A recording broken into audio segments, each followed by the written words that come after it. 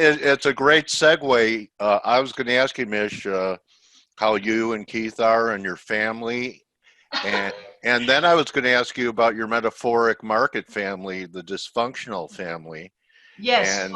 and I also want to congratulate you on a great call in precious metals, including silver from your last interview. Had a dramatic move to the upside. Nice work. Thank you very much. I'm still kind of amazed that you cannot see my video, so I don't understand why not. Let's see. Hi, well, whatever. We won't obsess on that. Okay. Okay. All right. So, yeah. So first of all, to answer your question, Keith and I are doing great. Thank you very much. We're doing a lot better than Matt Lauer, that's for sure. No women coming out of the woodwork. Yeah. So anyway. And as far as the modern family, let's go right to it. Actually, we'll get going right from the beginning. Okay. Oh man, hold on. Sorry, I gotta go back to it here. Okay. So here it is. These are all I like to show the weekly charts, because the perspective is usually better. We all get caught up in the moment on the day.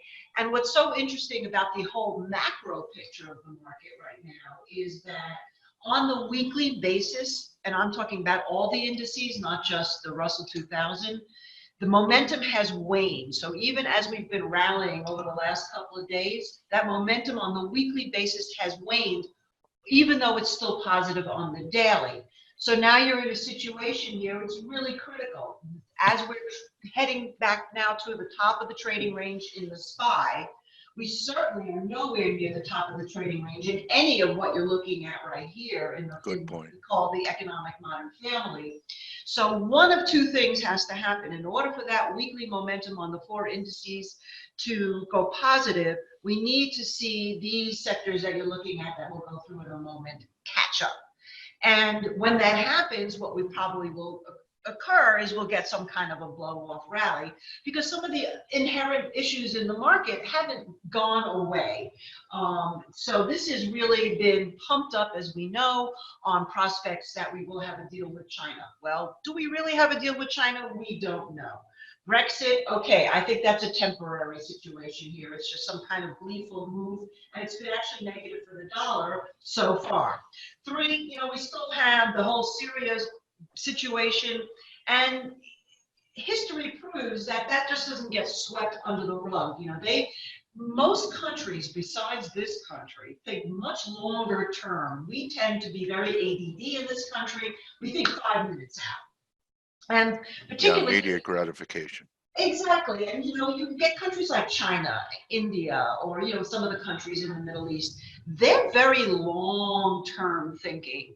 And so, whatever's happening with the United States right now, we have to wonder how much relationship have we broken, and what are they doing? What are these other countries doing to sort of work around the United States? I mean, we sort of had this feeling in this country of infallibility, but again, history proves that everything is cyclical.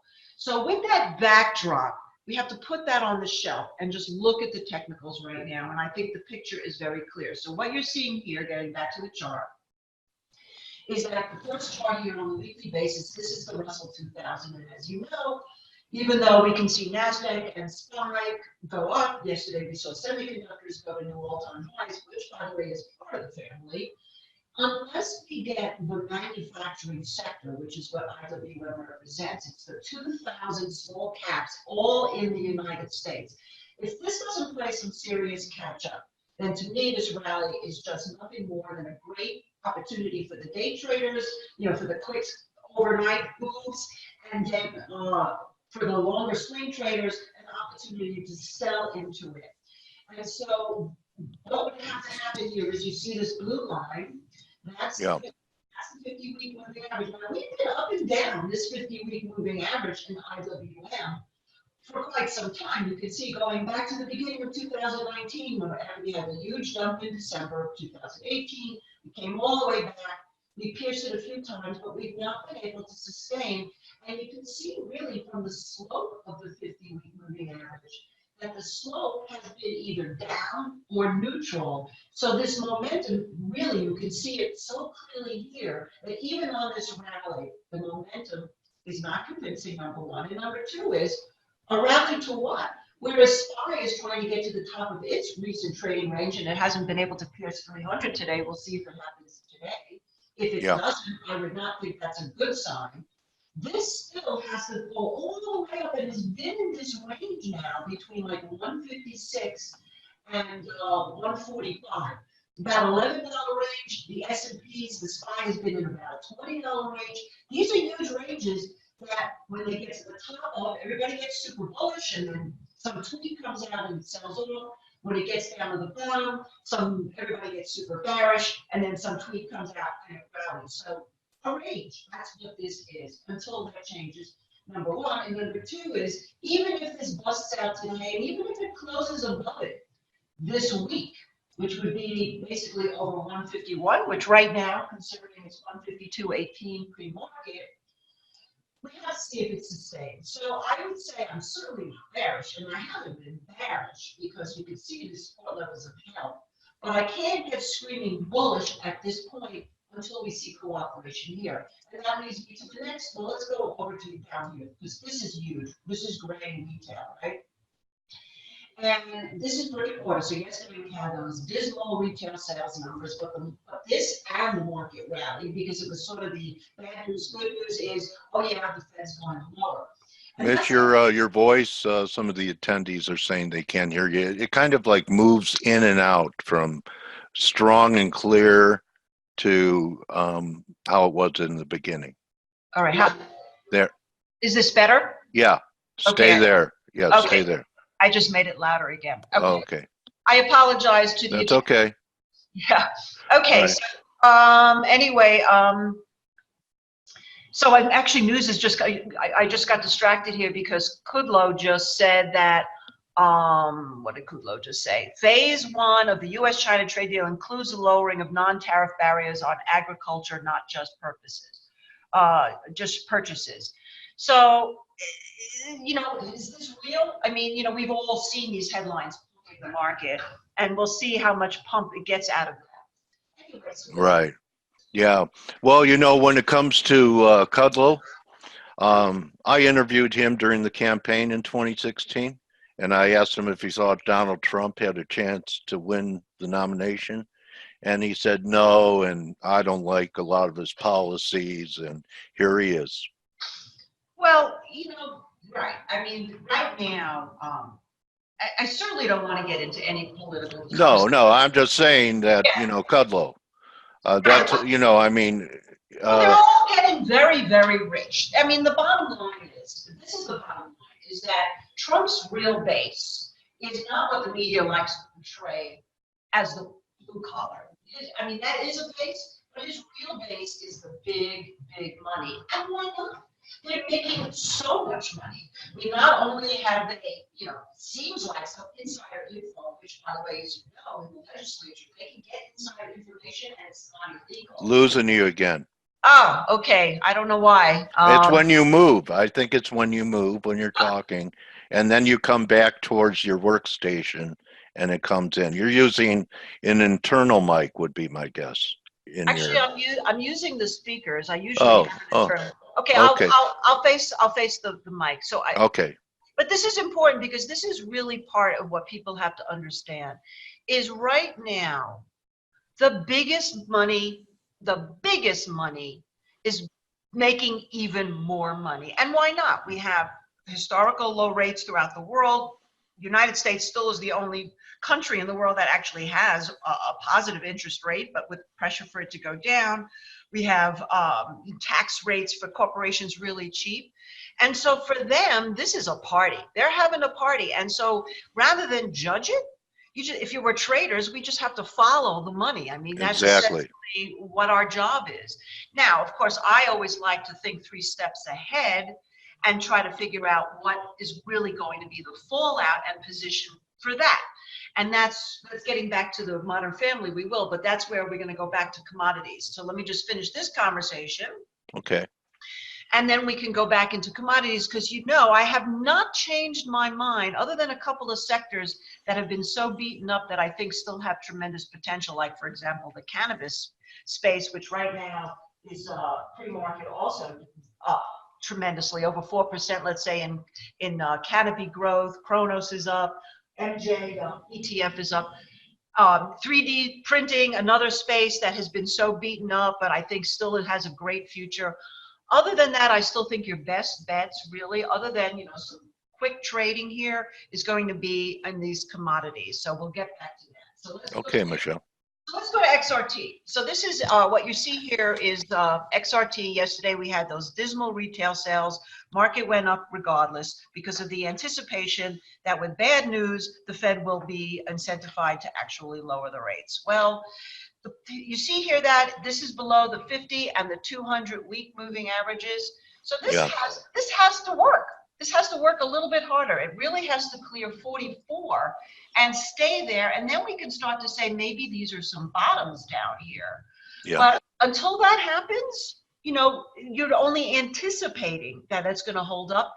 And from a seasonal standpoint, we still have the biggest consumer season coming up, which is the Thanksgiving season. So we really won't know consumer sentiment, I think, for another month.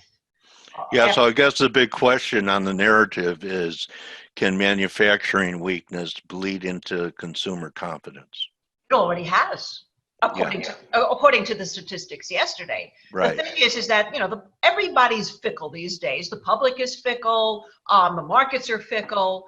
And so the question is going to be, was it a fear because it looked like we were making no progress? If progress is made, let's face it, who feels the pinch of the tariffs? Consumers. That's who's really going to pay the cost.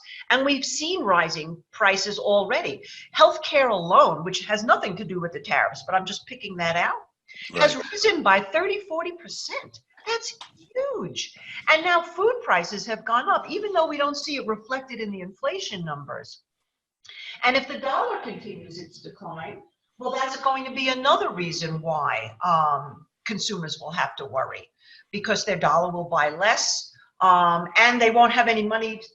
People don't save anyway. I mean, that's a big fallacy that people save, but in their debt, you know, it just doesn't give people any reason to want to save money if they don't get any interest for their money and their dollar is not worth as much. You know, that's another bubble that people are watching for. Okay, so let's move over here. This is semiconductors right here. Now you can see the difference between this and everybody else. Yeah. Semiconductors, of course, technology is where all the money is flowing. And I think it's a very, very important sector to watch, because not only obviously when the market looked like it wasn't going to fall apart, was it the place to go to buy for a, you know, a shorter term type swing trade.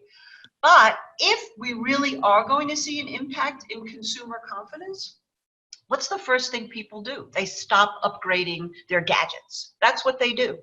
And so if you start to see semiconductors really fail, and we're so far from that, but this is just sort of a heads up, that would really tell you that people are starting to feel the pinch in terms of the economy and flat wages and rising prices, etc. These are the people who aren't making money necessarily in the stock market. This is, you know, the everyday people. Okay. But this is also a really big sector right here. This is transportation. And transportation started also kind of similar to IYT, although with a little bit more teeth to it. This too has been in a range, really basically between 175 and 190. And so right now, again, this is back over the 50-week. You can see the slope is neutralized a little bit. So this is going to be another big key to watch, because if the transportation, which now we're starting in the earnings, like CSX reported yesterday. And I just switch the screen here. Let's take a look at CSX for a second. Where it was really big up last night, it was up at around 71.85. Yeah. It's not that impressive. Look, it still has a lot of work. Volume. It still has a lot of work it has to do. Sorry, I moved away from this. Yeah. Okay. All right. So it looks to me what your family is demonstrating is that it's mainly the semis holding up the whole market. Yes, You're absolutely right. That is Boy, exactly that's precarious, isn't it? it's very precarious because, like I said, if you really want to see what consumer sentiment is, I mean, obviously we already know that brick and mortar has been in trouble. E-commerce has done better. People are in huge amount of debt, but they're still buying Apple products. They're still upgrading their gadgets. They're still looking at technology. So once that wanes, I think that's when we really know that maybe we're at a top.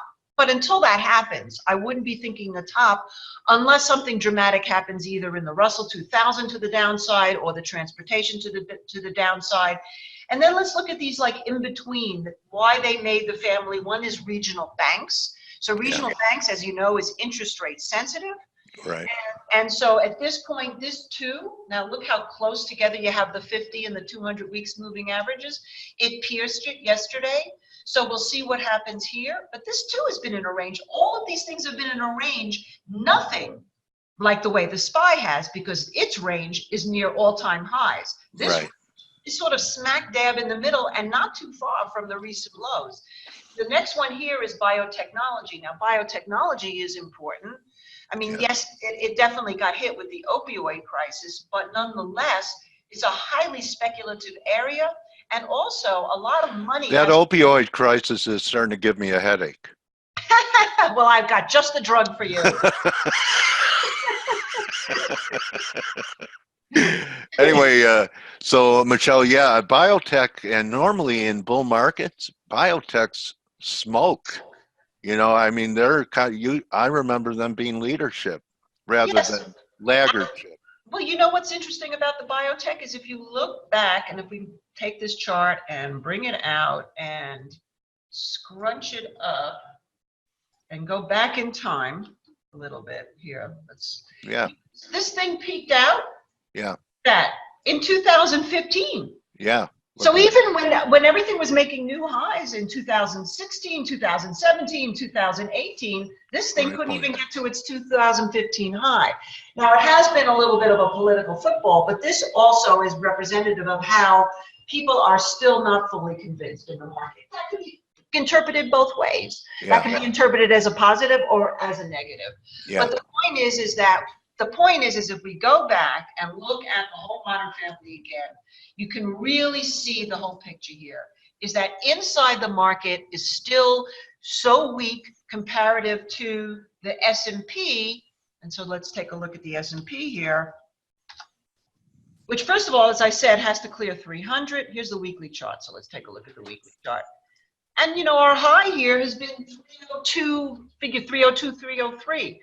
So we'll see. I mean, we'll see if this carries on. Really, again, we just absolutely have to watch what happens here. Look at the difference in the picture between the Russells and the SPY. This is in a wedge and not even over both major moving averages. It looks like it's going to try for it early this morning. The question is going to be, can it sustain? So that to me is the whole key right there. Is, you know, Michelle, you know, I think, and a lot of people don't want to even talk about it because everyone says, oh, you know, I don't want to get political. And I understand it. It's torn friends apart. It's torn families apart. But, you know, there is another market factor that no one's talking about because the market's ignored it. There are historical precedents for the market to come under pressure during impeachments. It came under pressure under Clinton, came under, the market lost 30% with the Nixon impeachment.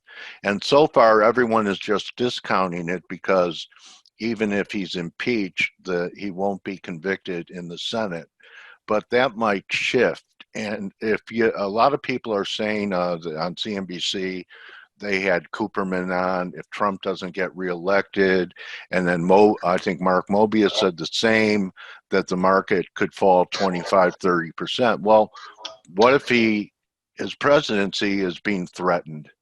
Why can't the market sell off on that if the market's giving all the credit of this advance with the tax cut, deregulation, Fed, whatever? Why can't the market break when the impeachment begins to look like it's a possibility instead of just being a partisan effort in the House? Well, first of all, I really do not believe that he's going to be impeached. Okay.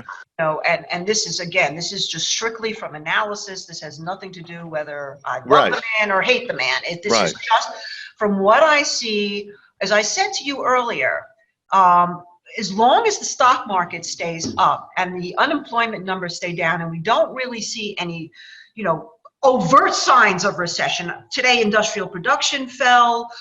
Yesterday, we saw the retail sales fall. Although the home builders have gone up, I don't necessarily consider that a lead. I almost look at that as a lag, because as we know from past experience 10 years ago, you could have home builders building like crazy like they did in 2007. And then in 2008, they all went bankrupt when nobody was buying those houses. So I don't consider that, I think that's symptomatic of a euphoria that people think, and I don't see that going away.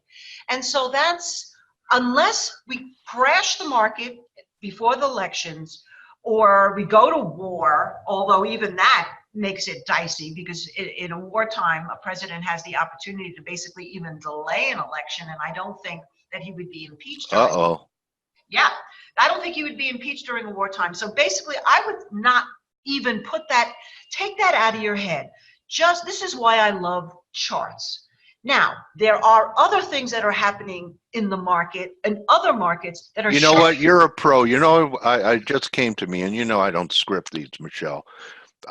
What's happening in the repo and Fed funds market? What are your thoughts about that? Well, this is exactly what I think, that this has sort of been the quiet QE, that they don't want to call you QE. But, basically what came out today is China has really basically reduced almost to stop buying our treasuries. That's a problem.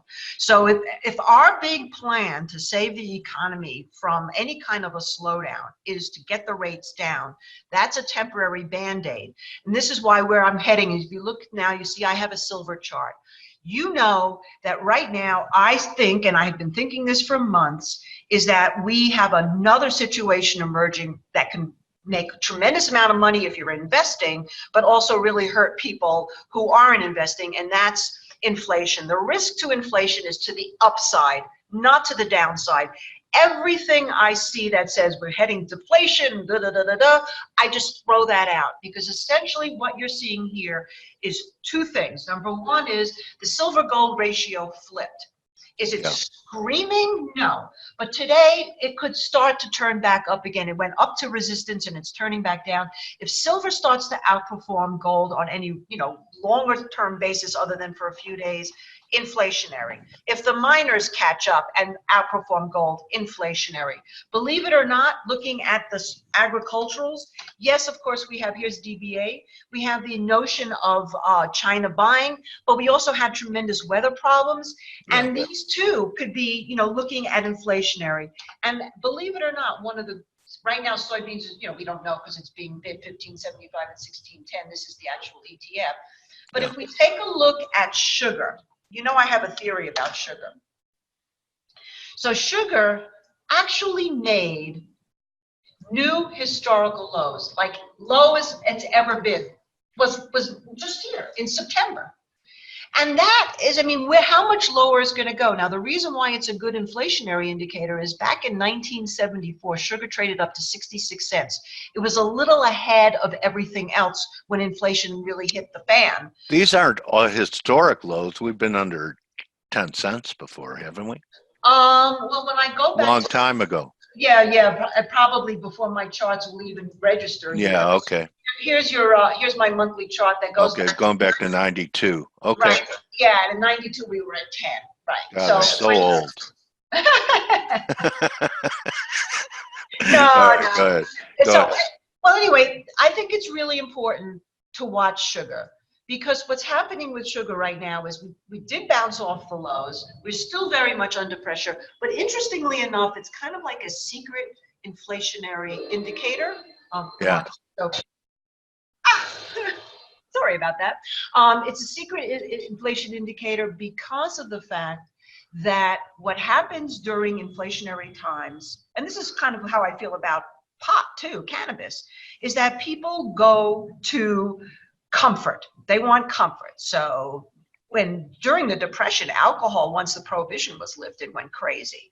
Now, cannabis is like the new alcohol, but people consume a lot of sugar, and particularly lower socioeconomic groups, and they tend to actually consume a lot more sugar now during bad times. So that means that this is a really interesting way to see what demand is looking like for sugar going forward. And if this actually starts to clear, looking at the weekly, back over 14 cents, I think that would tell you something. And so we've already got the silver gold. Great look. We got the silver gold. You're going to look at the miners, and you're going to also look at the sugar and the dollar, obviously, which right now, if we, since the market just opened, let's see where UUP is. It broke down under the 50-day moving average yesterday. Yeah. And you can see it's getting some follow through.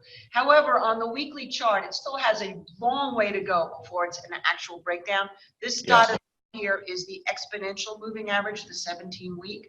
We'll see if we catch some support here, but if we don't, that, and along with, let's see what the interest rates are doing this morning. Okay, so they're back down a little bit, but I wouldn't take this so heavy. The yield curve, by the way, which was inverted, has now flipped back the other way. Steepening, yeah. But you can see right now that the TLTs are down. But again, let's take a look at the weekly chart. There's always a bigger perspective, and that too is sitting on support. So I think we're in a very interesting situation. And now that the market is open, yeah, you can see that SPY pushing to try to get through that 300 level. Let's see where IWM is. IWM is, look, just sitting there on the 200. Weak bounce. Yeah. YT, since we said that was important, the transportation is here. Let's see what kind of follow through that gets. It's because it's right into some resistance here as it gets closer to 190. XRT, the retail. Look at that, trying hard to pierce, but look, still has a lot of resistance here on the weekly chart. And let's see where semis opened. Of course, probably up at new highs again, right? Yeah. Oh, no, not quite. Pretty much. Yeah. Dogging it a little. Yeah. Yeah, not quite. So yeah, it's the high from 2 days ago. And let's just take a look here at gold now that just opened, which is still, I mean, it's holding.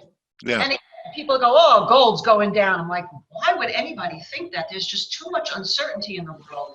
On the weekly chart, all we see now is a move down to support, and it's holding. On the monthly chart, this cyan line here, this is an 80-month moving average. And after years, and I say years, since 2013, it trading below it, this is took it out. So we are actually in an uptrend in gold and in silver. Let's take a look at the silver chart here now that this opened. Look at silver trying to get back over that 10-day moving average. That's the cyan line here is the 10-day moving average. This is what I'm talking about, underperforming gold. This actually tried to take out the 80 monthly and is now back below it. So these are all things to watch. And I believe an unbelievable opportunity to make money if you're into having more of a longer term type investment. That was a great interview, Michelle. You covered everything, really put together the whole jigsaw puzzle for us. What's the best way for people to get in touch with you, follow you? If you want to show your website now, that would be fine. Oh, okay. Let's do that. Hold on. Let me get into Market Gauge here. And you could follow Michelle on Twitter at Market Minute. That's her Twitter handle. Yes. Okay, I'm moving over here. This is our website, marketgauge.com, and my daily blog, which I usually post on Twitter as well, is always on the site, as well as Keith does a weekly commentary with a video. We have a lot of great content here, a lot of tools that you can look at for free. Some, of course, are more premium, but you can see here that we have a thing called Big View that gives you all of the different looks and ratios. You can see here, gives you the weekly view.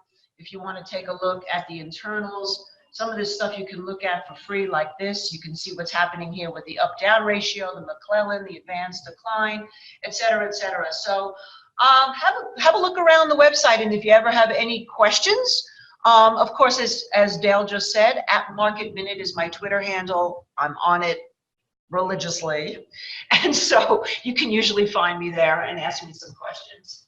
Okay, and Forex Gal says, I see she uses floor trader pivots, and that's because that's where Michelle cut her teeth, on the COMEX floor. And people are thanking you, Michelle. Oh, So, thank you. yeah, so great presentation. And I hope that your trading is as sweet as sugar on a breakout. And I really think that you've edified our community. You've given a great presentation on almost every asset class. And I wish you nothing but good things, Michelle, my trading warrior sister. Oh, thank you, Dale, and same to you. I'm so proud of you. You've overcome a lot of obstacles, and you show up to the party every day. Good for you. Yeah, you know, that Chicago spirit. So thank you so much, Michelle. Let's get back together in another couple months, because I'd like to have you as a semi-regular, because the content that you provide, I think, helps anyone who listens and watches. So thank you again for your time. Oh, thank you, Dale. It would be my pleasure to come as often as you'd like. All right. So that's a wrap for us, everyone. Michelle Schneider, I told you. You were going to get the whole picture. I bet there'll be some people looking at sugar charts tonight. And remember, don't just count your pips or sugar cubes, count your blessings, and we'll see you tomorrow. Adios. Adios. See you, Michelle.